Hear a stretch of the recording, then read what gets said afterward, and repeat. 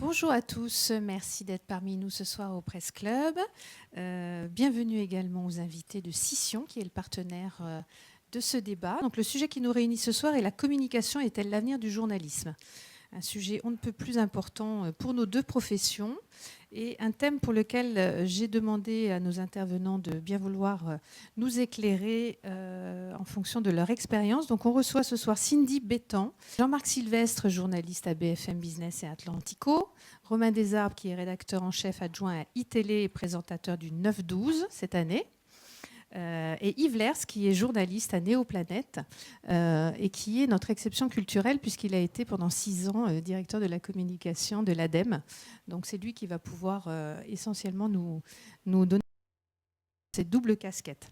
Alors c'est un sujet qui a double entrée. La première concerne le native advertising, qui est le nouveau nom donné au public rédactionnel, dont l'essor conduit de plus en plus les médias à demander à leurs journalistes dans leur rédaction de créer du contenu pour les marques.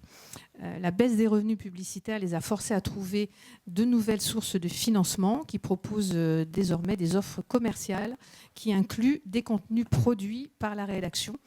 Les annonceurs en sont très friands et le native advertising brouille de plus en plus les lignes au point que l'on risque de voir les contenus rédactionnels et publicitaires se confondre.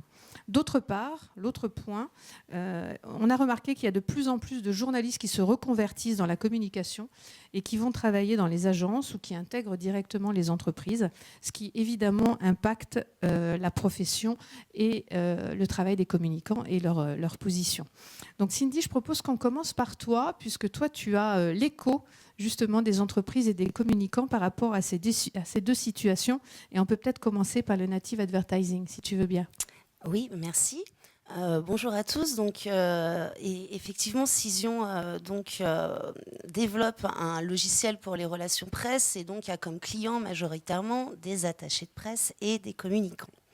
Et donc, je vais essayer ce soir de me faire un petit peu la parole de ces clients qui se posent beaucoup de questions sur l'évolution du métier de journalisme et notamment donc, sur la première partie que vous avez citée sur cette montée en puissance du brand content, du native advertising ou finalement du public rédactionnel 2.0, on va dire, un peu nouveau. Finalement, nos clients se demandent si aujourd'hui, vraiment, c'est un phénomène qui se développe dans les rédactions. Est-ce que vraiment les rédactions en France, parce qu'on sait qu'aux États-Unis, c'est quelque chose qui est devenu une vraie industrie, hein, le brand content, c'est-à-dire finalement des reportages qui sont faits par les communicants, mais diffusés par les rédactions, sponsorisés. Et est-ce que c'est le cas en France ? Est-ce que les rédactions s'organisent pour monter justement des équipes autour de ça ? Et si oui, est-ce que le journalisme tel qu'on le connaît aujourd'hui, c'est-à-dire avoir des articles sur nos entreprises, finalement, j'allais dire gratuitement, est-ce que c'est encore l'avenir ou est-ce que nos clients attachés de presse vont devoir dire à leurs propres clients il va falloir rajouter un certain budget pour justement faire du brand content. Où est-ce qu'on en est en France et est-ce que vous voyez ce phénomène arriver et si oui, quelle est son ampleur et quel est son devenir ? Jean-Marc, toi qui connais bien le milieu de l'entreprise. Bon, c'est à moi de répondre. Bonjour à tous. Bonjour à tous. Je ne sais pas quoi dire, je ne sais pas quoi répondre, je ne sais pas quoi dire. J'ai le sentiment, bon, je sais que tout ce que tu as dit en introduction, Isabelle, c'est très important. Sans vouloir rentrer dans la polémique, je ne suis pas sûr que ce soit totalement nouveau. Moi, je me souviens, quand j'ai démarré dans ce métier, ça remonte déjà à pas mal de temps, la question qui importait aux jeunes journalistes, c'était de savoir si de citer une marque commerciale, c'était de la publicité. Et c'était de la publicité, donc on ne pouvait pas le faire. En revanche, de citer le nom de l'entreprise qui était cotée en bourse, c'était de l'information, donc on pouvait le faire. Ça me paraissait un peu surréaliste tout ça. Bon, ça a été balayé, ça fait bien longtemps qu'on a commencé à parler des entreprises, des marques, des produits, etc. etc. Sur ce, c'est développer les multimédias. Alors, ce n'est pas le fait que la technologie ait multiplié les canaux de diffusion qui a beaucoup changé les choses. Ce qui a changé les choses, c'est que vous avez une relation directe aujourd'hui, une ubérisation, si j'ose dire, pour prendre un terme à la mode, entre l'émetteur d'information et le consommateur d'information. Ils sont reliés directement. Ils n'ont plus besoin de médiateurs, ils n'ont plus besoin d'intermédiaires. Et en fait, le consommateur d'information, il est aujourd'hui aussi savant que le journaliste.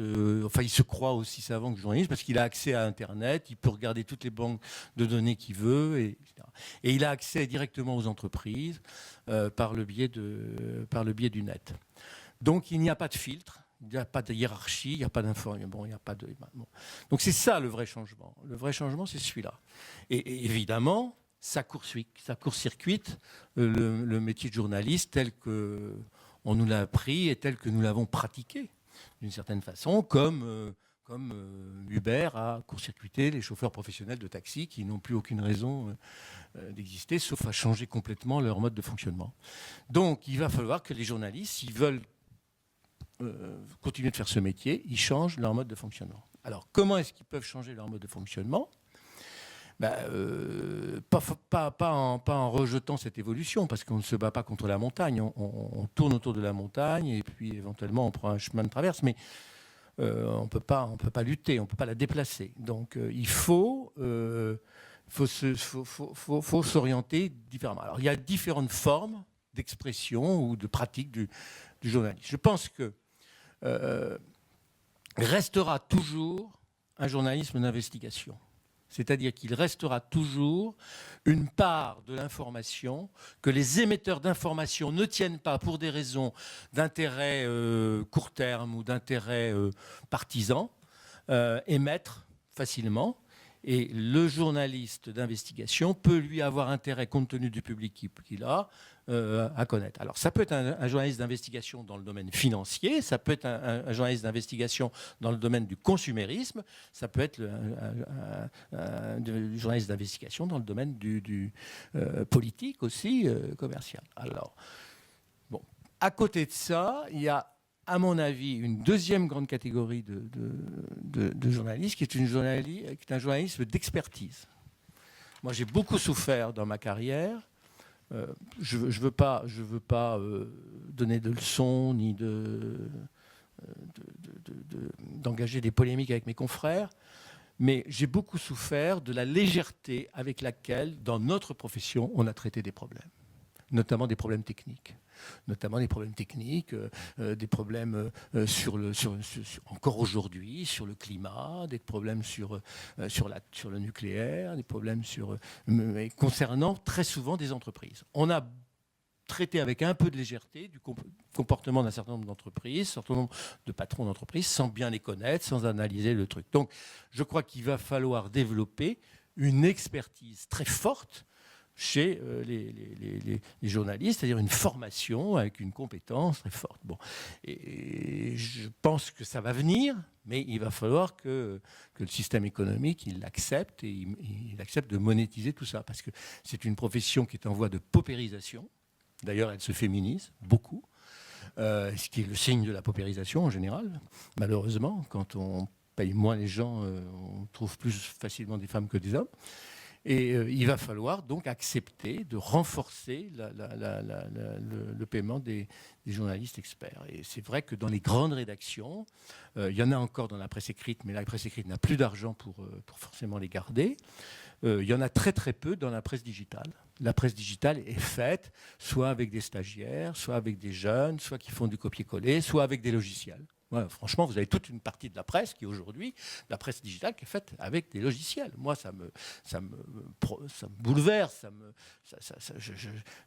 Mais je suis bien obligé de constater que lorsque je vois des logiciels dont je tairai le nom, qui toutes les 10 minutes vous analysent quels sont les 10 mots qui passionnent le plus les Français à l'heure qu'il est, et qu'en fonction de ces 10 mots, on les donne à 10 stagiaires qui sortent de je ne sais pas d'où, et on leur dit, tiens, tu me fais un copier-coller, et puis tu me fais 20 lignes sur chacun des mots, et on balance ça sur le net. Je ne sais plus si c'est encore du journalisme, et je ne crois pas que ce soit de la communication. C'est autre chose, mais ça marche. Comment ? C'est du marketing pour le propriétaire du site. Parce qu'à ce moment-là, il vend de l'audience, il vend du clic, et il monétise son audience et son clic. Et il paye ses stagiaires au prix des esclaves. Bon, donc il va falloir un jour, je pense, je ne sais pas si les esclaves vont se révolter, peut-être qu'ils se révolteront. Hein. Je ne suis pas sûr qu'ils aient la formation d'ailleurs pour ça, pour le faire. Parce qu'il faut quand même être... Bon. Donc on a ça.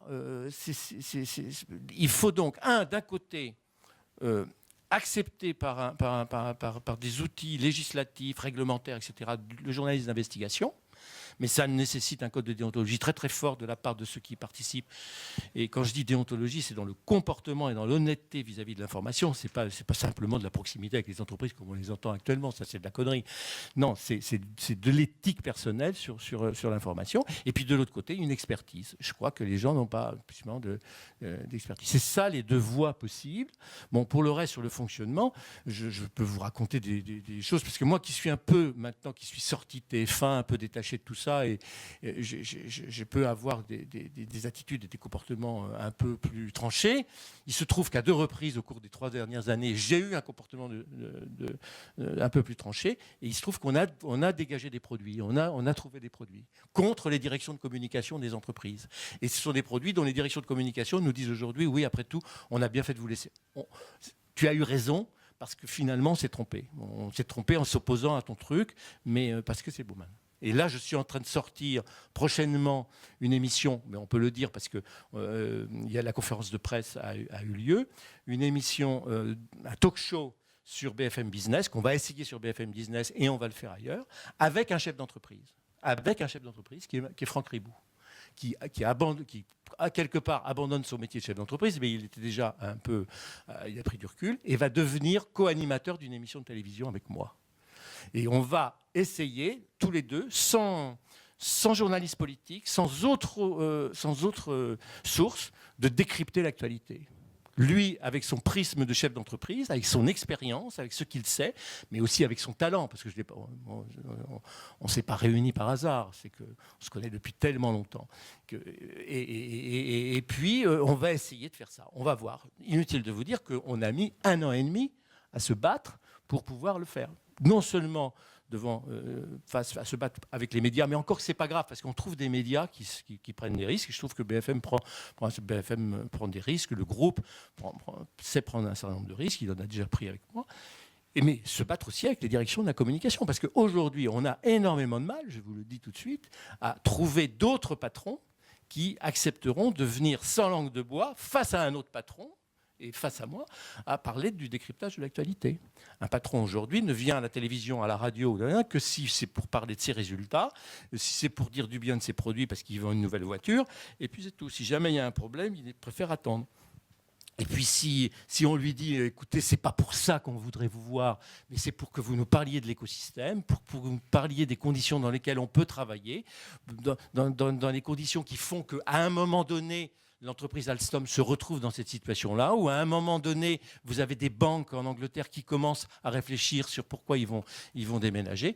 C'est ça qu'on veut, c'est ça qu'on veut expliquer, c'est cette pédagogie-là qu'on veut faire. Eh bien, ils se disent, après tout, ce n'est pas forcément notre métier. Notre métier, c'est de parler aux actionnaires, aux salariés et aux syndicats.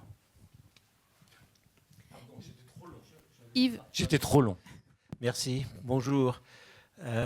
Moi, je ne suis pas journaliste de télévision. J'ai fait de nombreuses années à l'AFP, comme à l'agence France Presse. Et en plus, j'ai eu des journaux professionnels sur l'eau et sur l'air. C'est-à-dire que je suis un journaliste, je pourrais presque dire expert, comme vous disiez. C'est-à-dire que je m'occupais énormément de changement climatique et d'environnement. Et dans le journal qui s'appelle Hydroplus, que j'ai eu dans les années 2000, là, on était confronté avec un lien avec les grands opérateurs de l'eau.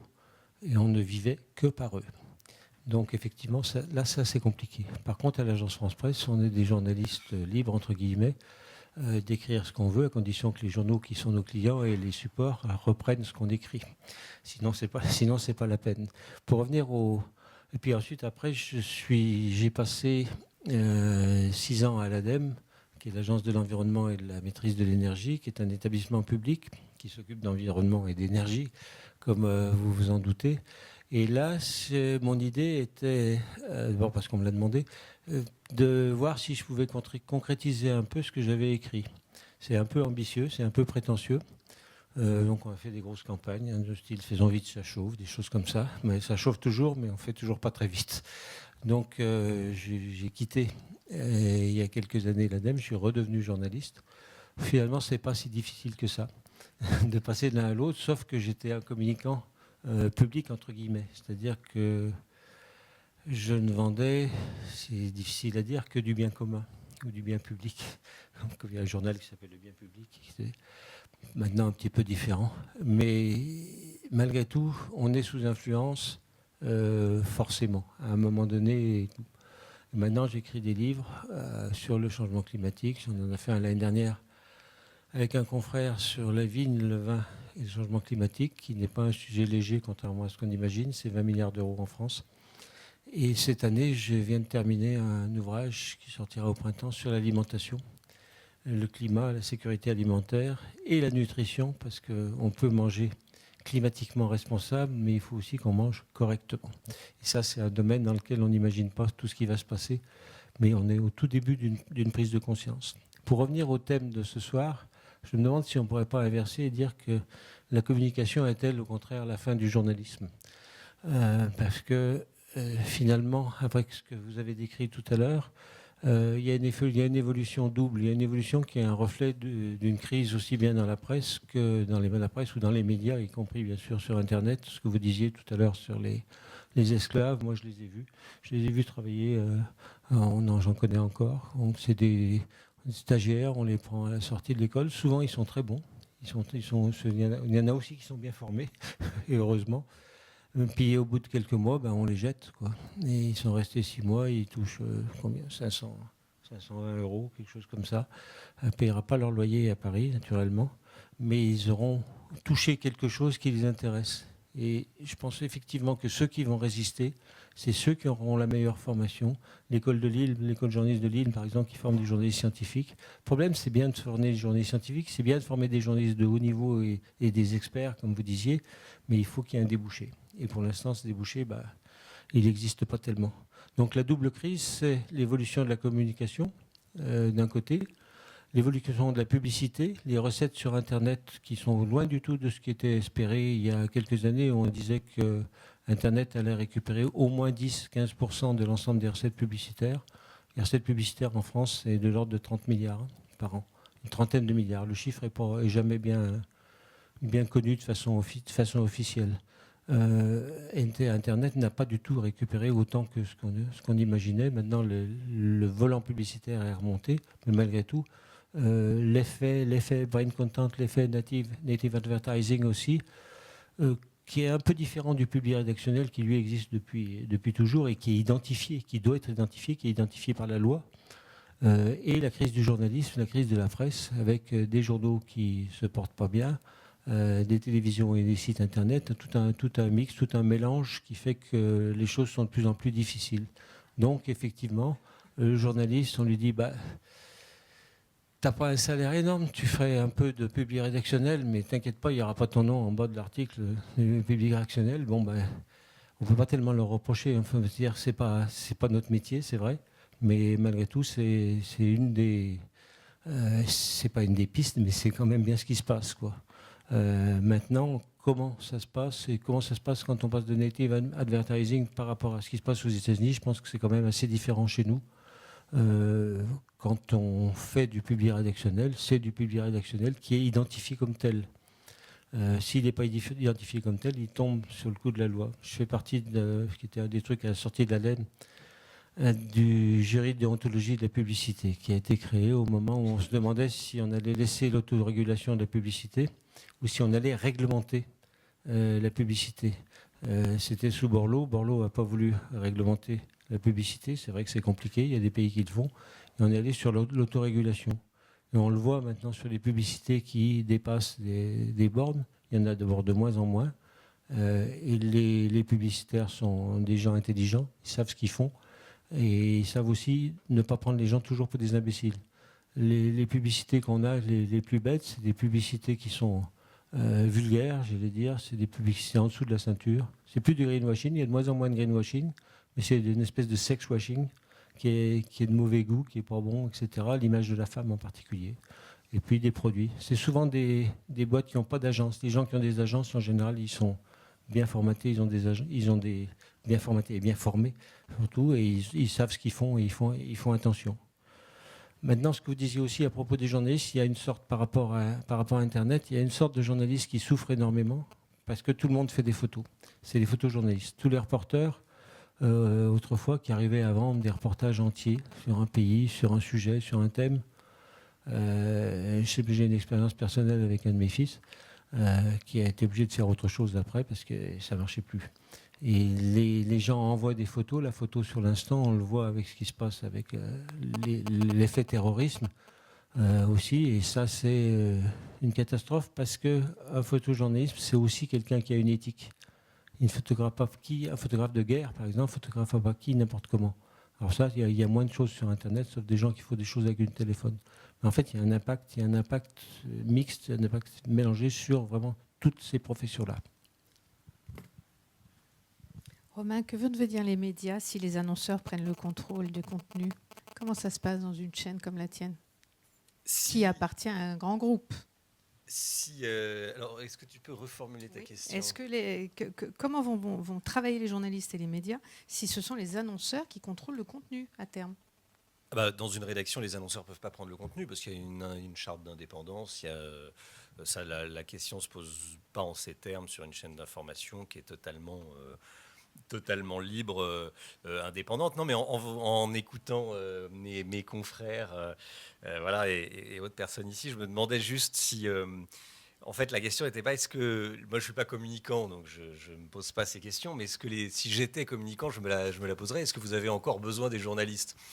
Parce qu'effectivement, aujourd'hui, quand je regarde autour de moi, ça me concerne assez peu directement, parce que moi, je suis présentateur, donc j'arrive en bout de piste.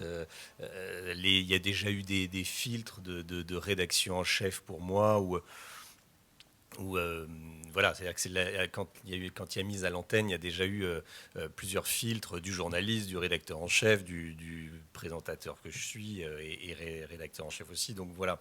Mais la question que je me pose, oui, est-ce que les communicants ont encore besoin de nous pour accéder aux gens et vendre au final, parce que c'est l'objectif, leur marchandise. J'ai quelques exemples autour de moi d'amis qui ont monté des boîtes et qui m'ont pas demandé une seule fois de parler de leur marque. En revanche, ils sont extrêmement présents sur Facebook et sur Twitter et avec des règles extrêmement précises. J'ai découvert ça. Il faut tweeter 3 fois par jour. Il faut envoyer des messages positifs, et voilà, et compagnie. Et ça, c'est formidable, tant mieux pour eux. Donc ça, c'est une première réflexion. La deuxième, c'est qu'à titre personnel, je me suis toujours méfié, ça fait 20 ans que je suis journaliste, et je me suis toujours méfié des communicants parce que j'ai envie de garder ma liberté et j'ai horreur qu'on me dise ce que j'ai à dire. Donc, donc à titre personnel, voilà, je fais toujours attention à ces messages et à ces danses du ventre qu'on peut nous faire aux journalistes pour faire passer un message. Ça, c'est un peu la base, et je pense qu'on est assez nombreux comme ça. Autre réflexion, je ne vais pas jouer les vieux de la vieille, mais enfin, je commence à avoir une petite expérience. Je vois un changement d'approche chez mes jeunes confrères qui peut-être se méfient un petit peu moins des messages tout faits, d'ailleurs que ce soit des marques qui sont... Ou des politiques, on va y arriver dans la campagne, de ces messages tout faits. Dans un livre consacré à François Hollande, il y a cette anecdote qui me revient là à l'instant, celle de François Hollande qui disait à des journalistes, de toute façon, on peut leur raconter n'importe quoi, ils vérifieront pas. C'était sauf erreur dans le bouquin de Karim Rissouli et d'Antonin André. Donc voilà, donc il y a cette méfiance à briser. Je pense que les journalistes ont tout à gagner à garder leur indépendance, justement parce que c'est beaucoup plus facile maintenant de communiquer. Du coup, j'ose espérer qu'on a cette valeur ajoutée. Je pense que sur les chaînes info, on l'a. Sur toutes les informations, on on fait un double check, on les vérifie au minimum 2 fois avant de les donner. Maintenant, on vérifie beaucoup plus. Donc on doit gagner cette crédibilité, et peut-être qu'on gagnera le pari de l'audience avec ça. Et puis voilà comment j'aborde à peu près la question de la communication. Alors, je vais me permettre de répondre à votre question. Est-ce que les communicants ont encore besoin des journalistes ? Mais terriblement. Enfin, vraiment, je pense que, évidemment, il y a les réseaux sociaux, mais on peut tous poster quelque chose sur notre compte Twitter. Mais après, si personne nous suit, si personne le relaie, ça ne sert absolument à rien. Et vraiment, il y a une vraie différence entre un journal qui parle de notre entreprise pour quelque sujet que ce soit, si, en tout cas, je ne sais pas, une nouvelle version, un nouveau produit. Et je peux vous assurer qu'on a des clients, nous, notamment des PME qui font des trucs assez super et qui aimeraient justement que les journalistes passent parce qu'ils ont besoin de ce relais d'opinion. Ils ont besoin, on a de plus en plus besoin de confiance. Donc vous avez besoin de gens indépendants. Et on a besoin de gens indépendants, de gens absolument. qui réfléchissent. Donc vous avez besoin de gens qui sont des filtres. À vous entendre, on a alors d'ailleurs à chacun dans votre discours, on vous voyait un avenir dans le journalisme d'investigation, et tant mieux et heureusement, et je pense que c'est vraiment là où on vous attend. Mais il y a aussi cette deuxième partie du journaliste, ce journaliste d'expertise, où on a besoin qu'il parle de nos sociétés. Alors pas forcément en bien, avec son œil objectif et son œil d'expert, mais c'est évident que nous, en tant que communicants, on a un vrai besoin de visibilité.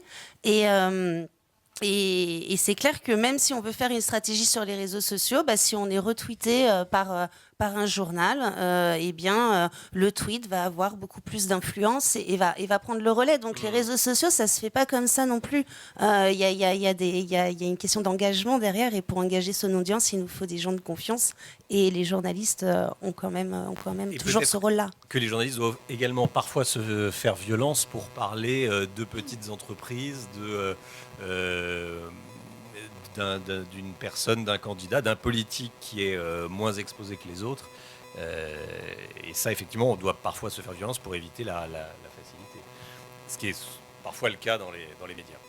Juste une chose, quand on parle d'innovation, et souvent on parle d'innovation, on est bien obligé, et il faut parler des PME qui ont inventé quelque chose, qui ont inventé une solution, que ce soit une bagnole électrique, que ce soit quelque chose, que ce soit une histoire de stockage d'électricité. Je parle des choses que je connais le mieux. Mais effectivement, on parle de ces boîtes, et pour moi, c'est pas à proprement dire ni de la publicité ni de la communication. C'est un fait, c'est quelqu'un qui a fait quelque chose, et on décrit cette innovation-là. Dans ce sens-là, ça va. Par contre, les messages c'est différent, quoi. Le job qui monte actuellement, ça date pas d'hier, ça date d'avant-hier, c'est le community manager. Le community manager, c'est un type vachement important partout, y compris dans les médias. Hein. Mais évidemment, dans la rédaction dont je m'occupe un peu, à laquelle je suis associé, qui est Atlantico, parce que ça, c'est vraiment une expérience de pure player pour moi que je n'avais jamais faite jusqu'à maintenant. Vous avez ce qu'on appelait tout à l'heure, sans que ce soit péjoratif, beaucoup de jeunes, des esclaves. Vous avez des contributeurs qui travaillent à titre gratuit, qu'on interroge pour aller plus vite et qui contribuent, parce que ce sont des experts. Et puis vous avez un ou deux community managers. Et je vous assure qu'Atlantico en avait un très bon. C'est une femme d'ailleurs, qui est formidable, qui se fait piquer à un prix d'or par Le Monde. Et Le Monde est en train de sortir sur Twitter et de sortir sur grâce à elle. C'est-à-dire, si je la rencontre dans la rue, Marie, franchement, mais c'est job. Elle a 22 ans. Elle a 22 ans ou 23. Bon, c'est ça. Alors, quel est son job ? Son job, c'est de battre le tambour digital, comme au Moyen-Âge on le faisait dans les villages, c'est-à-dire de sortir en 2 phrases des trucs qui sont dans le journal, qui sont dans le site, et de faire en sorte que ça passe sur Twitter, évidemment, parce que c'est le truc le plus dynamique aujourd'hui et le plus efficace, mais ça doit sortir sur Facebook aussi, sur Viadeo, sur LinkedIn et les autres, quoi. Et puis maintenant, avec la photo, sur sa chape. Donc, vous avez Après, quelle est la durée de vie de ces messages ? Ah, mais la durée de vie de ces messages, ils sont instantanés. Mais Ils sont aussi vite morts que. ah, mais bien sûr, mais le problème n'est pas, c'est pas le problème, ça. C'est pas le sujet. Le sujet, c'est de laisser une trace. Et c'est la multiplication des traces qui fait que l'image va se fabriquer ou va se faire. À tel point que vous savez, moi j'en ai un, voilà, je vous le dis, chez quelqu'un, parce que je suis très présent sur Twitter, je suis très présent sur Facebook, et franchement, j'ai vraiment pas le temps de m'en occuper. Mais j'ai un jeune stagiaire qui est très content, qui s'occupe de ça, voilà. Ouais, enfin, non, il n'est pas perso, mais qui ça. Alors bon, je lui dis quand même les trucs, les axes sur lesquels insister, mais c'est ça. Et je sais que dans les entreprises, ils en embauchent, ils en ont maintenant. Alors, c'est ce que j'appelle un peu l'ubérisation, parce que c'est l'information directe. Et aujourd'hui, regardez le nombre de communiqués politiques, des hommes politiques qui passent par Twitter et non plus par l'AFP. Encore hier ou avant-hier, Juppé fait un communiqué. Regardez l'information de l'hospitalisation de Jacques Chirac. Elle a été commentée par Juppé, par Copé, par Sarkozy et par Le Maire par des tweets. Il n'y a pas eu de communiqué AFP. Voilà, tout. Oui, l'AFP reprend après. Bon. Allez, on a une première question. Merci de te présenter. Merci Isabelle. Mais bonjour, Stéphane Lemasson, journaliste pour Terragora, une agence santé-environnement pour faire simple. Moi je suis journaliste presse écrite, donc c'est vrai que je ne me sens pas forcément concerné par ce que vous venez de dire sur le journalisme audiovisuel. J'ai quand même un problème de sémantique à la base. Cindy, dès le départ, vous avez parlé de... Alors, pardonnez-moi, je suis resté en français, de public rédactionnel. Moi, j'ai vendu mon âme, j'en ai fait, j'en ai pas honte. Après tout, il faut bien bouffer, comme on dit. Et puis, après tout, si on sait écrire, autant que ça serve à vendre quelque chose. Mais vous avez parlé également de brand content. Et pour moi, ce sont deux notions totalement différentes. Et j'ai eu l'impression que vous les mélangez un petit peu. Alors, vous allez me dire si je me trompe dans ma définition. Pour moi, le public rédac, c'est une marque ou une entreprise qui achète un message. Et l'article, il est clairement acheté, il est clairement verrouillé. Et à la clé, il y a un message publicitaire bien habillé, avec une belle photo quelquefois, quand le photojournaliste arrive à le vendre, avec un beau message bien écrit, bien rédigé. Le brand content, c'est pas ça. Le brand content, pour moi, c'est un article totalement objectif, un article totalement indépendant, écrit par un journaliste en toute indépendance. Le seul intérêt du brand content, dans ma vision en tout cas, c'est que ça va permettre aux internautes, puisque là on est sur Internet, de venir sur le site de la marque et sous prétexte d'avoir une information objective, d'être alimenté, d'être influencé par la marque. Donc là, pour moi, le brand content, c'était une nouvelle forme de journalisme, mais une forme de journalisme avec toute la noblesse de l'art journalistique. Et ça n'est pas du public rédac. Moi, quand je fais du brand content, je ne vends pas mon âme. Quand je fais du public rédac, je la vends, mais je n'ai pas honte de le dire. Alors, c'est pour ça que le public rédac, on n'appelle plus ça comme ça et qu'effectivement, c'est plus vraiment à la mode. Et c'est pour ça que même les marques... Pardonnez-moi, excusez-moi de vous interrompre. Je suis sur un secteur qui est très conservateur, celui de la santé. Les laboratoires pharmaceutiques, ils ont beaucoup de fric, Ouais. mais ils sont assez préhistoriques dans leur communication. Et je peux vous garantir que le public rédac, c'est super à la mode chez eux. Il y en a encore beaucoup, ouais. Non, mais je veux bien vous croire. Mais c'est vrai que le brand content, c'est encore une évolution de ça. Et c'est justement s'appuyer sur la confiance et donc laisser le journaliste faire son travail, même si c'est la marque qui a commandé, on va dire, tel reportage ou telle investigation sur tel sujet. Il y a un exemple qui est aux États-Unis. Avec un droit de relecture ? Ça, je ne sais pas. C'est ça tout le problème. Mais aux États-Unis, il y a eu un vrai dossier là-dessus. C'était, je crois que c'est le Washington Post, en tout cas une grosse rédaction américaine, qui avait fait un super reportage d'investigation sur les trafics de drogue. Et en fait, ce reportage avait été commandé par la série Narco. Et voilà, c'est des exemples comme ça. Ça ne veut pas dire que la qualité est moins bonne. Hein. Ça veut dire que c'est l'annonceur qui décide de quelle va être l'information. Et à la limite, c'est vrai que c'est pas comme le public rédactionnel où là, l'information peut être mise en cause et d'ailleurs est bien séparée. Et c'est pour ça que je voulais savoir. Et finalement, vous n'avez pas vraiment répondu à la question si c'était un phénomène qui arrivait. Vous, dans vos rédactions, où finalement vous allez, oui, faire du journalisme d'investigation, mais commandé finalement par un annonceur pour justement pouvoir après faire parler de sa marque et ramener au site internet de la marque ou quoi.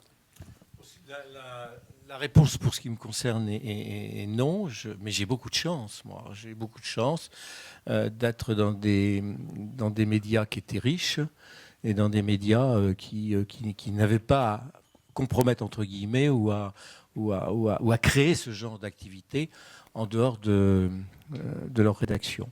Que ce soit, bon, TF1, il n'en était pas question, mais les chaînes que j'ai pu fréquenter après mon départ pour TF1, que ce soit iTélé ou BFM aujourd'hui, ou même le site Atlantico, on ne fait pas ça. Donc, en revanche, il est en train de se développer une activité à laquelle je participe, qui est un peu cousin germain de ce que vous venez de dire, qui est la création d'événements. Et qui est la création, l'animation d'événements de proximité. Il y a aujourd'hui, et c'est ça qui est très intéressant, il y a aujourd'hui une tendance au développement de l'information de proximité. C'est-à-dire l'information de proximité, c'est ce que nous sommes en train de faire là, actuellement.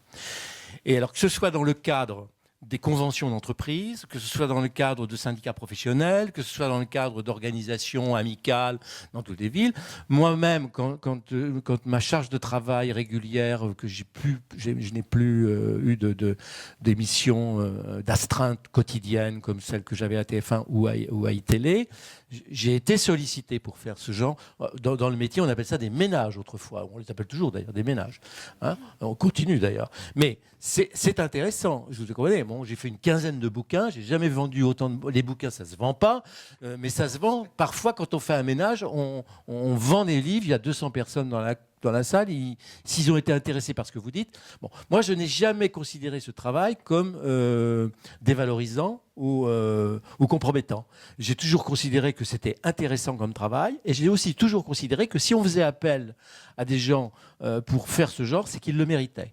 Parce que croyez-moi, si vous allez dans une convention d'entreprise, d'une grande entreprise, et des grandes entreprises, quand elles réunissent leurs 1000 cadres au Palais des Congrès, ce que j'ai fait, ou dans un zénith, et que vous vous plantez dans votre papier qu'on vous a demandé sur la conjoncture économique, ou si vous vous plantez dans l'interview que vous faites du président parce que vous paraît trop complaisant, on ne vous redemandera pas de venir l'année prochaine. Et puis ça sève très rapidement dans la profession. Bon, donc je trouve que c'est intéressant parce que la sanction pour nous est assez immédiate. Alors bon, ça c'est monétisé. Et ça c'est monétisé très fort. Et c'est tellement monétisé qu'il y a un certain nombre de médias qui se sont dit, mais après tout, pourquoi on va laisser ça à des organisations extérieures, c'est-à-dire des agences quasiment de spectacles, qui vont aller louer des journalistes ou des animateurs.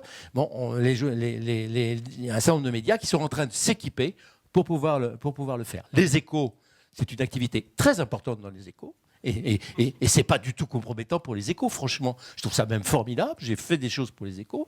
Mais tous les médias vont le faire. BFM Business et BFM sont en train de réfléchir là-dessus. Et je travaille un peu là-dessus. Voilà. C'est souvent jumelé à des sessions de formation en interne et tout, qui sont des fois animées par... C'est autre chose, ouais. C'est une autre activité. C'est de l'activité professionnelle. Bon, voilà. Bon, j'en fais pas mal. J'en fais... Actuellement, la semaine dernière, j'étais devant les directeurs d'hypermarchés, pas d'hypermarchés, de centres commerciaux. C'est passionnant, à la Maison de la Chimie, c'était passionnant. J'ai passé 3 heures passionnant avec des gens qui débattent pour savoir quel est le rapport entre les centres commerciaux, le commerce traditionnel, le digital, tout ça. Ça demande d'abord beaucoup de travail. Ça demande un peu d'expertise. On ne peut pas y aller les mains dans les poches, parce que sinon on se plante. Ça ne s'improvise pas. Non. Bon, voilà. Bon. Et ce que je voulais vous dire. Je voulais faire une toute petite réflexion. Je ne veux pas aller entrer en polémique avec vous ou avec mon confrère. Quand vous dites écrire ce que l'on veut, je m'inscris en faux là-dessus. Un journaliste n'a pas pour vocation d'écrire ce qu'il veut. Il écrit ce qu'il peut, il écrit ce qu'il a, et il écrit aussi ce que parfois il a tendance à penser que ses lecteurs attendent. Parce qu'il écrit pour des lecteurs ou pour des auditeurs. Donc, on a sans doute, la profession s'est sans doute octroyé beaucoup plus de pouvoir d'indépendance qu'elle n'a en réalité dans l'expression quotidienne de son métier. Je suis complètement d'accord avec vous. Il n'y a pas d'accord là-dessus. En revanche, on a un rédacteur en chef dans des entreprises et aussi on écrit aussi pour des rédacteurs en chef. On écrit absolument comme. Moi, je connais plein de gens. Au début, d'ailleurs, quand vous démarrez dans le métier, est-ce que la première personne à qui vous venez, c'est de filer le papier? Alors, autrefois, on le faisait. Maintenant, je m'aperçois d'une chose. Je suis effrayé quand je suis passé à la radio. J'ai fait quand même pas mal de France Inter. Et j'étais effrayé que les papiers qu'on disait à l'antenne n'étaient pas lus par un rédacteur en chef ou n'étaient pas lus par un chef de service. Et dans la presse, c'est pareil. Alors que j'ai fait de la presse écrite avec Tesson pendant 10 ans, franchement, les papiers étaient lus 3 fois avant de sortir. Hein. Et je trouvais ça normal. C'est extraordinaire. Comme nous surveillons énormément le médecin qui nous soigne, nous surveillons le prof qui va apprendre à lire à notre enfant, et on ne se préoccupe même pas de la qualité, expertise du journaliste que l'on lit tous les jours ou qu'on écoute à la télé. Moi, franchement, il y a un problème. Hein. Alors, je ne sais pas comment ça se passe à Inter ou à Business. iTélé, je sais. Hein. Mais en tout cas, iTélé, tous les jours, tous les sujets sont visés par un rédacteur en chef et ce qui se dit à l'antenne aussi, évidemment. Et mais sur l'indépendance de la presse, si, les journalistes doivent être ce filtre qui doit garantir une information indépendante. Ça, je pense qu'on est d'accord. Mais vous vous rendez compte la responsabilité qu'a un journaliste? Il a une responsabilité colossale. Vous le mettez à l'antenne et il y va. C'est tout l'intérêt du métier. Bah d'accord. Mais enfin, on ne fait pas le métier pour soi-même, on fait le métier aussi pour les autres. Pour les autres, on doit être indépendant et, oui, et honnête. Ouais. Mais je pense qu'on est d'accord. Le problème, c'est que vous ne pouvez pas prendre le risque d'un accident. Quand vous ne pouvez pas prendre le risque d'un accident, d'une fausse information, etc. Ça devient un drame. Donc c'est pour ça qu'il faut faire très attention. Bah, ça, le mec qui saute, tant pis, mais je veux dire que les dégâts sont faits, vous vous rendez compte? Les dégâts sont faits. Vous êtes regardé par... Les dégâts sont faits. Moi, j'avais un patron qui était moujotte, qui était extraordinaire. Il n'oublie pas, me disait-il, n'oublie pas, la moitié de la France te regarde. Fais gaffe à ne pas dire de conneries. Peut-être mieux rien dire plutôt que dire une connerie. Alors, on a une nouvelle question. Merci de vous présenter. Merci. Louisa Patch, je suis journaliste d'investigation pour l'Italie, la Suisse et la France. Et c'est vrai que sur la vocation, j'ai 2 petites choses à dire. C'est que sur la vocation, oui, on dirait avoir vocation à dire ce qu'on sait. Après, on a des murs au milieu. Parce que combien de rédactions nous bloquent sur certains sujets, parce qu'après, on touche le politique, on touche l'homme politique, ou on touche... Ça, donc, on n'arrive pas à dire ce qu'on veut. Donc, on dit ce qu'on peut. Mais dans ce... peut-être j'avais mal compris, mais on dit ce qu'on peut malgré nous. Ça, c'est... Ouais, souvent. Et par contre, sur les publics rédactionnels, et moi, comme journaliste, j'ai plein de demandes. Après, je ne réponds pas sur ça. C'est qu'on me demande des listes de journalistes, qu'évidemment, je ne donne pas, parce que les sociétés veulent des listes de mails de journalistes ciblés pour envoyer des dossiers de presse. Et évidemment... oui, parce qu'ils veulent rentrer dans une rubrique. Donc le public rédactionnel est très demandé dans des journaux de tout genre, que ce soit le généraliste ou que ce soit le médical, etc. Donc on nous demande souvent des contacts. Toi plutôt. Oui, donc vous me confirmez que c'est peut-être... la sortie de secours du type de journaliste qu'on appelait expert et qui va justement pouvoir s'intéresser aux entreprises en comparaison avec le journaliste d'investigation. Donc moi, ce que je retiens, c'est que finalement, ce brain content n'a encore pas trop lieu chez nous. En tout cas, vous ne le voyez pas forcément encore arriver. Il y a toujours les fameux publics rédactionnels et effectivement, comme porte de sortie aussi l'événementiel, effectivement, qui est une vraie source de revenus pour les médias et qui est de plus en plus pratiqué. Je voulais revenir, et ça va passer aussi à la deuxième partie du débat, en parlant de la reconversion des journalistes vers la communication. On va peut-être y glisser tout doucement. Vous disiez que le journaliste écrit quand même ce que l'auditeur veut entendre. Est-ce que ça, avec les réseaux sociaux, justement, c'est pas devenu presque, alors j'irai pas jusqu'à dire un fléau, mais est-ce que à force de regarder justement les trend topics ou les tendances, ce dont l'audience veut entendre parler, est-ce que c'est pas devenu un vrai problème pour convaincre sa rédaction de parler d'un sujet qui plaît peut-être moins? Et ça, c'est présent, ça veut dire que vous avez les yeux rivés sur Twitter? Comment ça se passe? C'est un impérialisme, c'est un truc qui va se réformer progressivement. J'espère qu'un peu ça va pas tenir parce que c'est pas raisonnable, c'est pas responsable et que ça va se réformer tout seul. Mais pourquoi ça tiendrait pas? Parce qu'il y a si peu de filtres que le public n'est pas sot et qu'au bout d'un moment, il sait quand même déconnecter ce qui est nouveau de ce qui ne l'est pas, de ce qui est vrai, de ce qui est faux, et de ce qui est intelligent et de ce qui n'est pas intelligent. Je pense quand même que le lecteur, il est globalement intelligent, même si beaucoup d'entre nous le considérons comme un peu bête. Mais en fait, il est quand même intelligent. Même sur les grandes chaînes de télévision, il n'est pas idiot. Il sait très bien quand on lui raconte il le sait d'ailleurs pour les hommes politiques, donc il doit bien le savoir pour les autres formes de communication. Donc ça va pas forcément durer ce système parce que on est quand même dans un système d'une part où le règne de la transparence va nous amener forcément fait le lit d'une dictature, parce que moi je suis contre la transparence la plus totale, contre l'investigation la plus totale, parce que chacun a droit à son secret, chacun a droit à sa vie privée, chacun a droit à tout ça. Sinon qu'est-ce que c'est? C'est la délation, parce que la frontière entre la délation et le journalisme d'investigation, elle tient simplement à la responsabilité, à la personnalité du journaliste. Faut quand même, je suis pas idiot là-dessus. Et donc moi je m'en méfie beaucoup. Donc il va y avoir un contre-feu, il va y avoir une contre-réaction, il y a quand même certaines émissions, il n'y a pas beaucoup, mais il y a quelques émissions de télévision qui veulent faire parler d'elles, parce qu'en faisant de l'investigation hard, on fait parler de soi, qui provoque un phénomène de rejet ou des fermetures de portes qui vont rendre l'exercice de plus en plus difficile. Donc il y a des contre-pouvoirs qui vont se mettre en place. Je ne cite pas de nom sur les émissions de télévision, vous avez tous l'émission en tête. Mais c'est totalement vrai.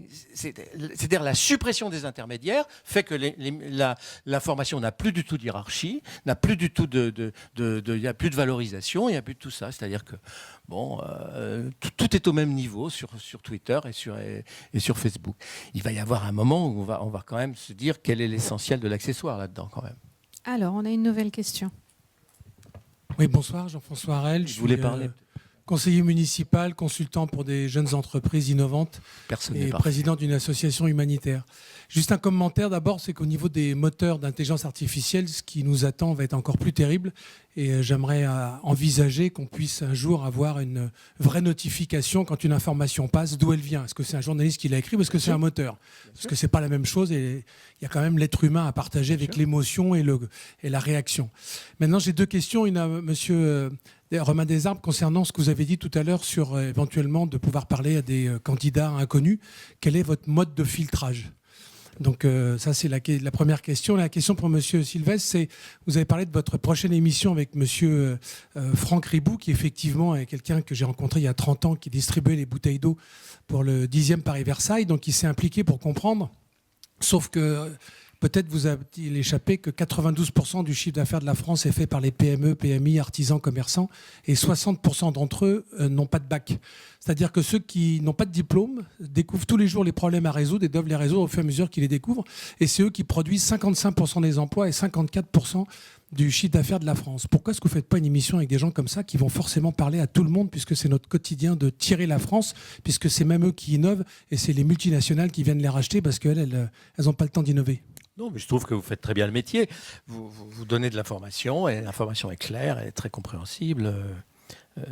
C'est pas le problème de faire une émission, le problème c'est de diffuser ce type d'information que vous avez. C'est ça ma préoccupation, c'est de faire de la pédagogie, c'est de faire tout ça. Mais vous avez raison, vous avez des questions, mais bon... c'est pas la même chose. On peut pas. Ne demandez pas à un journaliste de tout faire. Je sais bien que c'est de la faute très souvent des journalistes quand il se passe quelque chose qui dysfonctionne, mais c'est un intermédiaire, le journaliste. C'est un filtre, c'est un médiateur. Romain, la deuxième partie Alors, de la question. Sur la première question, comment on sélectionne nos invités en fait? Et vous pensez aux petits candidats, que ce soit peut-être au municipal, vous êtes conseiller municipal de quelle ville? Villejuif. De Villejuif, d'accord. Donc peut-être, je ne sais plus qui est le maire de Villejuif, mais peut-être que vous pensez à votre maire ou des petits candidats. Non, la sélection, elle se fait sur un critère qui est assez classique. C'est est-ce que c'est un bon client? Est-ce que voilà. Et puis c'est vrai que c'est plus facile, faut le dire, d'inviter un client, un politique. Lapsus. Voilà, c'est la notion de beau client, mais un politique déjà connu. Qui aura déjà un message qui va attirer du monde. Il y a des clients des clients politiques qui attirent plus de monde que d'autres. Donc, comment on les sélectionne? Sur ce critère. Après, c'est vrai que quelqu'un qui n'est pas connu, on l'a peut-être repéré chez un confrère, ça peut arriver. Parfois, on est les premiers à les mettre en avant. Ça, c'est encore plus valorisant. C'est parfois des coups de poker. Ça peut être, pour ce qui est de la politique, quelqu'un qui aura une proposition originale, qui aura trouvé le moyen de faire parler de lui. C'est pas simple dans le brouhaha politique, médiatique, voilà, de sortir la tête, d'émerger.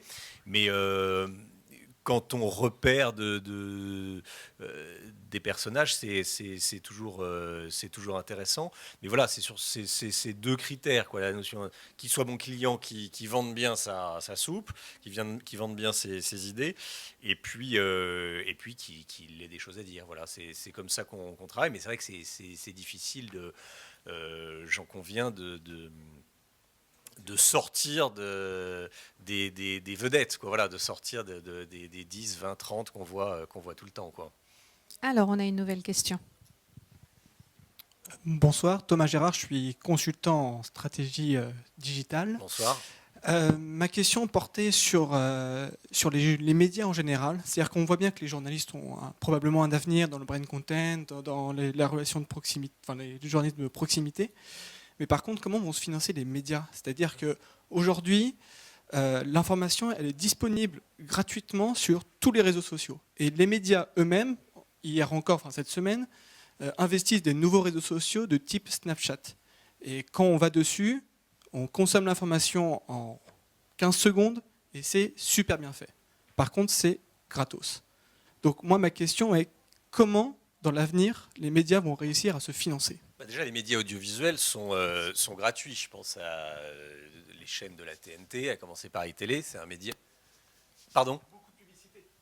Ah oui, on se finance comme ça. Donc, les réseaux sociaux, c'est plus compliqué de faire autant de publicité que sur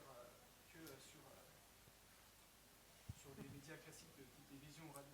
La question est plus vraie pour le papier. C'est compliqué parce ça coûte cher d'imprimer, voilà. Sur les médias, on va continuer avec la publicité, Jean-Marc. C'est vrai que ça concerne quand même un peu plus le problème de la publicité concerne vraiment beaucoup les magazines papier et du coup qu'il y a du mal à s'en sortir et sur le web aussi parce qu'il n'y a pas cette arrivée d'argent. C'est vrai que la télé n'a pas l'air trop impactée encore aujourd'hui par le manque d'annonceurs finalement. Le gâteau a tendance à se contracter un petit peu avec la crise. Et il y a plus de médias. Donc voilà en gros la tendance. Donc il faut aller grignoter de la part de marché. Voilà en gros la tendance. Mais c'est conjoncturel, ça bougera. J'ai pas les pourcentages exacts, mais sur les investissements publicitaires, vous avez une part croissante des réseaux sociaux. Important, on est presque à la moitié aujourd'hui dans le monde. Donc on y va quand même très vite.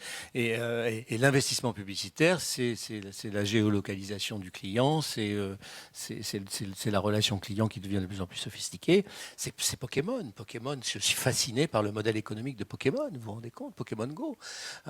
Au début, on se demandait, mais je racontais ça chez moi un jour, Pokémon, on cherchait les Pokémon avec le smartphone, etc. J'ai expliqué ça à ma mère, je l'ai trouvé dans son bac de pots de fleurs pour savoir savoir s'il n'y avait pas de cachet, mais elle n'avait pas compris le truc. Le truc, c'est qu'on met des Pokémon là où les gens ont payé pour qu'ils y soient.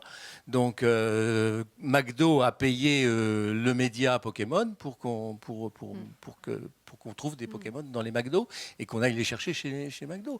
Le printemps, les Galeries Lafayette ont payé, le Louvre est en train de le faire et le Centre Pompidou aussi.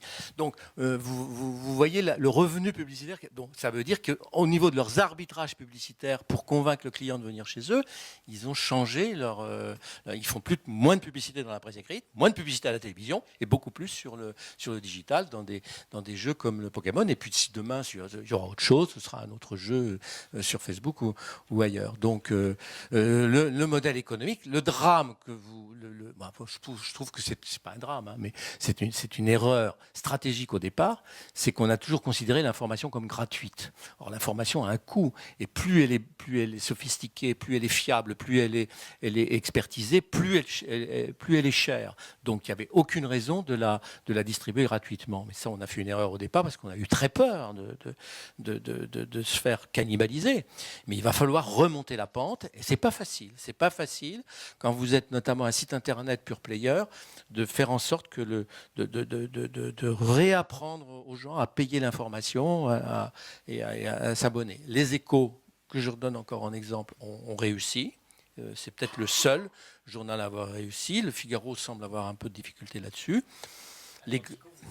On fait payer. On a un paywall, c'est-à-dire que vous allez sur Atlantico, vous lisez un article, vous lisez un deuxième article encore, et au bout du 5e article, on vous envoie sur une page d'abonnement pour payer. Et on engrange comme ça, progressivement, un certain nombre d'abonnés. Mais, ouais. Comment ? Mais privé de quoi? Je comprends pas. Quand on est en application privée, qu'on ne laisse pas de traces, qu'on n'enregistre pas les historiques, je l'ai repéré sur les Échos, alors je décline sur Atlantico. Ah bon. Voilà. Non mais vous êtes débordé en permanence, vous êtes débordé par la technologie. Non mais vous avez raison, que voulez-vous que je vous dise. Mais bon, vous inquiétez pas, on va trouver le système. Bah, je vais m'en occuper demain matin. Allez, une nouvelle question.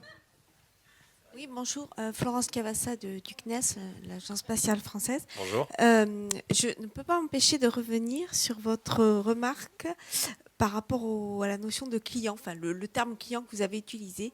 Donc ma question est simple. Oui, il a raison. Ce sont qui vos clients? Il a raison. Ça permet. Pour qu'un mec passe à la télé, il faut qu'il soit pas mal, qu'il passe bien, qu'il fasse pas peur aux enfants quand on le voit, qu'il s'exprime assez clairement. Et puis qu'ils disent 2 ou 3 évidences qui soient compréhensibles par tout le monde. Donc ça va. Bon, et là, on trouve le bon client. Et c'est vrai que c'est très suiviste. Mais ce n'est pas de la faute des journalistes. Moi, je participe à ce système et j'adhère totalement à ce qui vient d'être dit. Je le regrette parfois parce qu'on rencontre effectivement des gens intéressants qui mériteraient. Mais on a beaucoup de mal à les médiatiser parce qu'il faut qu'ils se fassent connaître progressivement. Parce que notre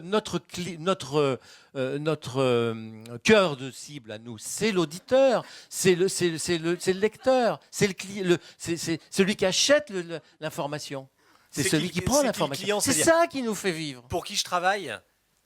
Le fond de votre question, c'est qui?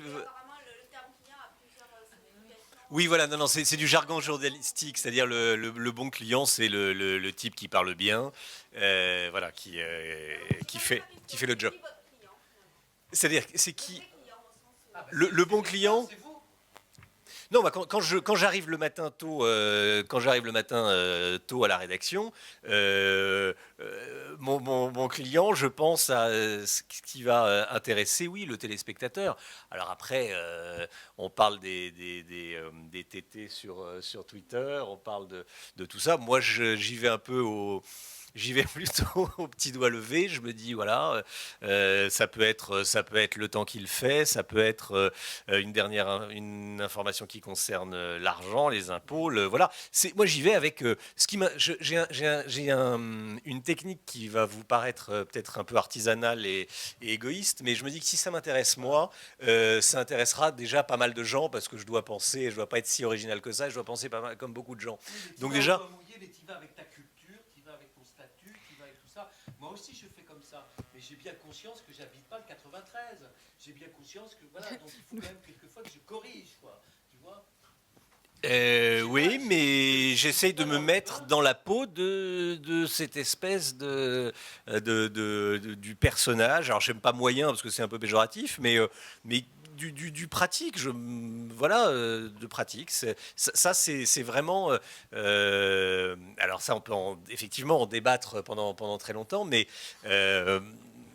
Certains ont des bonnes formules pour trouver ce qui intéresse les gens et faire un journal qui coule bien. Voilà, commencer par et ça peut être des ouvertures assez originales. Je sais que sur le 9-12, on traite de toute l'actualité avec ce petit plus, le 9-12 dit télé, donc 9h midi.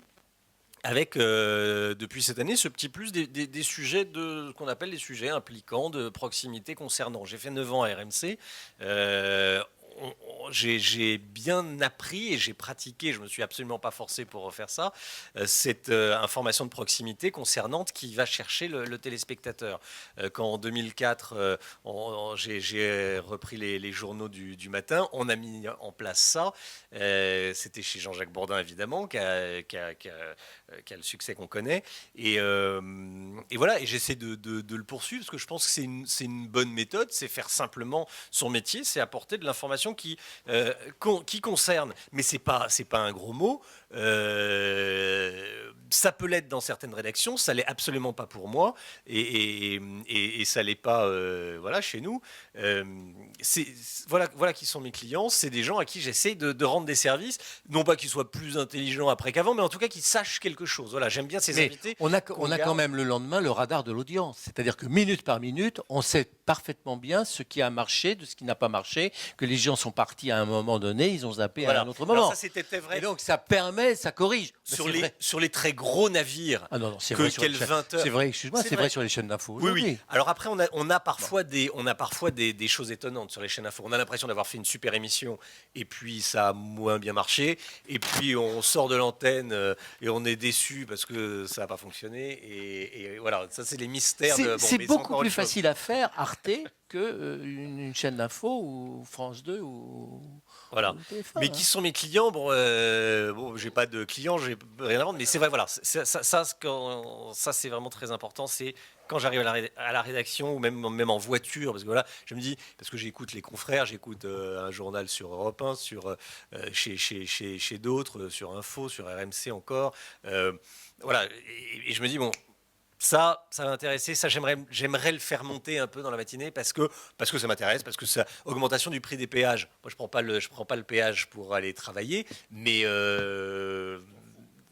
a priori, mais voilà, je me dis ça parle à énormément de gens. Bim, ça faut absolument le faire. Le prix des péages qui va augmenter. Voilà comment on fonctionne et ça on doit le mettre en avant. Alors après, est-ce que ça doit être avant ou après la Syrie? Ça peut faire des débats sans fin dans les rédactions. Mais en tout cas, moi je vous dire, ça paraît être un sujet très important et c'est effectivement très important parce que c'est la vie quotidienne. Mais à mon humble avis, c'est secondaire. Ce qui est important, c'est le pluralisme. C'est le pluralisme. C'est la capacité que vous avez de choisir la chaîne que vous voulez ou de choisir de changer votre journalisme, de zapper, de changer de fournisseur d'informations avec la zappette. Ça, c'est fondamental. Et ça, c'est la grande richesse du système français qui est malheureusement fragile économiquement, mais c'est ça. C'est pas, bien sûr que c'est important que le journaliste soit libre, mais ce qui est important, c'est que ce soit vous qui soyez libre. C'est plutôt l'auditeur ou le téléspectateur ou le lecteur qui se soit. Pourquoi vous ne l'êtes pas? En général, c'est les femmes qu'on la zappette dans une famille. Si, c'est le sujet. C'est le sujet parce que imaginez, moi je suis né, il y avait 2 chaînes de télévision quand j'étais à l'école. Il n'y avait pas beaucoup de choix. C'était hier, ouais, voilà. Allez, mais vous avez des pays où vous n'avez qu'une chaîne de télé. Il nous reste 5 minutes, une dernière question. Oui, en fait, c'est une question qui tourne encore un peu autour du même sujet. Dominique Mercier, je suis responsable d'une agence de relations presse et vous disiez, monsieur, que finalement, il fallait un peu que vous vous secouiez pour parler de personnages politiques un peu moins importants, de chefs d'entreprise ou d'entreprises un peu moins importantes. Et moi, j'avais envie de retourner la question et de vous demander si vous ne pensez pas qu'au contraire, vos auditeurs, vos lecteurs, eh bien, ils aimeraient bien de temps en temps entendre parler d'autres personnes et d'autres entreprises que toujours celles du CAC 40, etc. etc. Enfin, bon, bien sûr.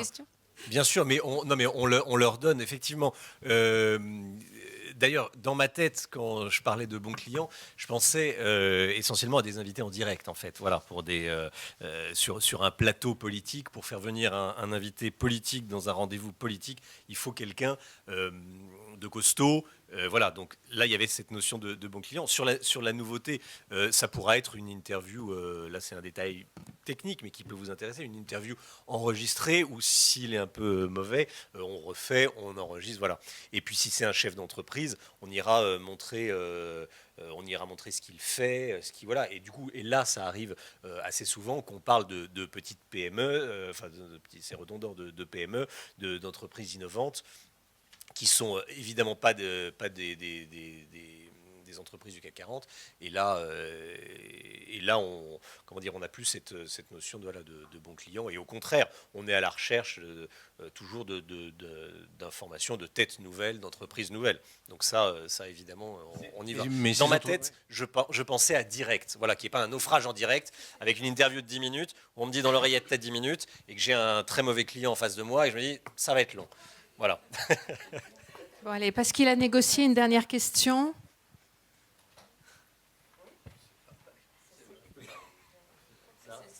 Oui, une dernière question. C'est très long. Moi, il m'est arrivé de dire, bon, quelle est la question que je ne vous ai pas posée, que vous auriez aimé que je vous pose? Ça peut arriver qu'on dise, waouh, ça va être compliqué de faire encore 7 minutes. Ouais, merci. Vous savez, les PME, parfois, il faut dire aussi qu'ils ne sont pas très, très équipés pour faire savoir ce qu'elles font. Et puis, elles n'ont pas forcément le temps, parce qu'un patron de PME, il est quand même au charbon 24 heures sur 24, et il faut qu'il fasse marcher son business. Mais la première fois qu'on a vu un jeune mec de 20 ans à peine sortir l'idée de Blablacar, franchement, moi, je l'ai sorti à la télé, personne ne se disait, mais qu'est-ce que c'est que cette idée, quoi? Qu'est-ce que c'est que cette idée? Bon, en 3 mois, il est devenu une vedette, hein. Et comme politique, d'ailleurs, c'était il y a quelques Macron, années. franchement. Sarko, maire de Neuilly, aujourd'hui, voilà, qui est devenu Sarko, maire de Neuilly, il accrochait les caméras, tout de suite, même avant de l'être, sauf erreur. Donc voilà, ça c'est des clients qu'on repère. J'ai une dernière question. Jean-Marc Sylvestre, vous avez dit tout à l'heure on parle de proximité, si je me souviens bien. En parlant des échos, les éco-events, pour ne pas les citer, qui organisent régulièrement les conventions. Bon, la proximité, ça me touche. J'étais formé à l'école de Ouest-France, donc vous voyez, c'est quelque chose qui m'apporte. Mais là, est-ce qu'on est dans le journalisme ou est-ce qu'on est dans la communication? C'est ça la question que je voudrais vous poser. Moi, j'anime régulièrement les tables rondes. Je suis modérateur de tables rondes, comme pour l'être Isabelle ce soir. Ça fait partie de mon métier de journaliste. J'estime que c'est un métier à part entière.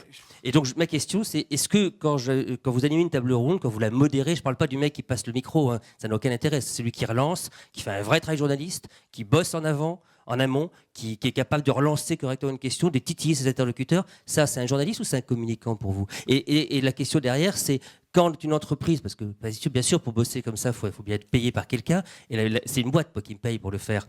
Donc, elle fait de la communication ou elle fait du lobbying derrière? Parce que généralement, j'ai des politiques à la table. Alors, l'entreprise, elle fait évidemment du lobbying, elle travaille sur son écosystème de façon à favoriser son activité. Bon, ça, c'est incontestable et c'est un investissement, comme elle pourrait investir dans un journal, comme elle pourrait investir dans une autre communication. Pour ce qui est de la deuxième question, vous allez me dire que je vais vous répondre par une pirouette et facile. Je me prends pas les neurones tous les matins pour savoir si c'est de la communication ou du journalisme. Je m'en fous un peu. Si la question m'est posée, ce que je dis, c'est est-ce que c'est intéressant? Est-ce que c'est efficace? Est-ce que j'apprends des choses? Et est-ce que j'apprends des choses à moi-même? Et est-ce que j'apprends des choses aux autres? C'est tout ce qui m'intéresse. Est-ce que c'est intéressant? Est-ce que c'est efficace? Est-ce que c'est honnête? Est-ce que je raconte des conneries? Ou est-ce que c'est vrai? Ou est-ce que c'est juste, etc. C'est ça ma préoccupation. Maintenant, appelez ça ce que vous voulez, communicant, journaliste. Quand on a sorti les sagas pour BFM, qui sont des 52 minutes sur des histoires d'entreprise, et certaines n'étaient pas faciles à faire, mais aucune de ces sagas n'ont été faites au départ avec l'accord des services de communication. Mais il me fallait quand même l'accord des entreprises, parce que je voulais pouvoir tourner à l'intérieur des entreprises, je voulais pouvoir interviewer les gens, et je voulais surtout, chose que vous allez peut-être considérer comme une trahison à la déontologie, utiliser les archives de l'entreprise, parce qu'il y a dans les entreprises des trésors d'images vidéo. Il y a des trésors d'images vidéo qui ont coûté très cher à l'entreprise, qu'elles n'utilisent pas, qu'elles ont dû peut-être utiliser une fois, et qui dorment dans des agences ou dans des stocks. Je devais donc puiser tout ça. Et donc, quand chez Renault, j'ai demandé à avoir accès aux archives, on m'a donné l'accès aux archives. Mais le cas de la Société Générale qu'on a diffusé ici était difficile, parce que l'affaire Kerviel, tout ça, etc. etc. Bon. Il se trouve que il y a toujours une... Alors, bien sûr que mon objectif n'est pas de démolir l'entreprise. Mon objectif est de montrer comment elle fonctionne dans sa vie quotidienne, quelle est sa stratégie, etc., etc. Expliquer. Les choses qui arrivent dans une entreprise n'arrivent jamais par hasard. Et je regrette qu'en général, dans les entreprises, on n'explique pas exactement pourquoi on prend telle ou telle stratégie, parce qu'à ce moment-là, on ferait comprendre mieux et on ferait accepter mieux un certain nombre de réformes. Bon, je me souviens que... Mais alors, le deal, c'est que pas un sou, on ne prend pas un sou. 52 minutes, il faut que BFM paye. Pas un sou. Alors, il se trouve, pour être totalement complet et honnête là-dessus, qu'il y a une fois, pas un sou, donc pas de droit de regard, ni sur le texte de présentation, ni sur mon texte, ni sur le tournage. Le droit de regard, c'est à la fin. Mais, pour être totalement honnête, il se trouve que dans bien des cas, les entreprises achètent le film pour pouvoir le diffuser en interne. Et ça ne me regarde pas, c'est les services commerciaux de la chaîne qui le font. Voilà. Cindy, le mot de la fin ?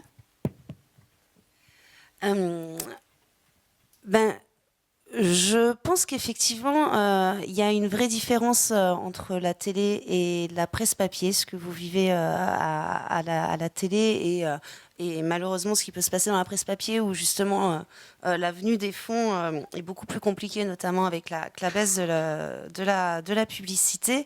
Mais en tout cas, ce que je vois, c'est que c'est toujours un métier de passion, quoi qu'il en soit. Et que ça se ressent. Mais en tout cas, je ne peux que vous engager, vous inviter à parler des plus petits politiques, des plus petites entreprises, parce que voilà, ça fait aussi partie de mes clients et que je pense que ça peut être un bon angle également. Voilà. Le message est passé. Merci beaucoup d'être venu. Prochain rendez-vous pour les membres du club le 28 avec Anne-Claire Coudray qui va nous raconter sa première année au JT.